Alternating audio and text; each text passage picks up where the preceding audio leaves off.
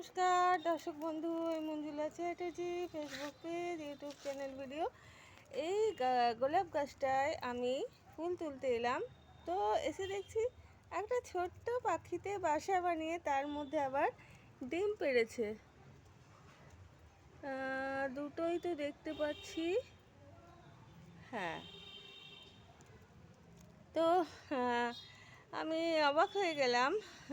তো সুরক্ষিতভাবে হঠাৎ করে যাতে কারো চোখে না পড়ে, আর বাসাটাও কি ফ্যান্টাস্টিক বানিয়েছে দেখুন, একটা ঝুড়ির মতন বানিয়েছে। জানি না কোন পাখির ডিম, বাড়িতে প্রচুর গাছপালা, তো সেই জন্যে কি সুন্দর, মানে চট করে কারো চোখে পড়বে না, ডিমগুলোও নষ্ট হবে না।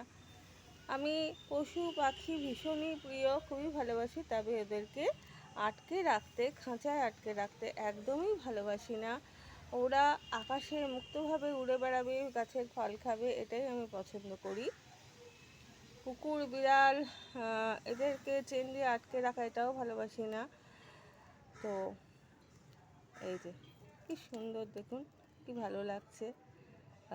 তো ওদের এই যে ডিমটা পেড়েছে, ডিম থেকে সাকসেস হোক, পাখি হোক, এটুকুই কাম্য।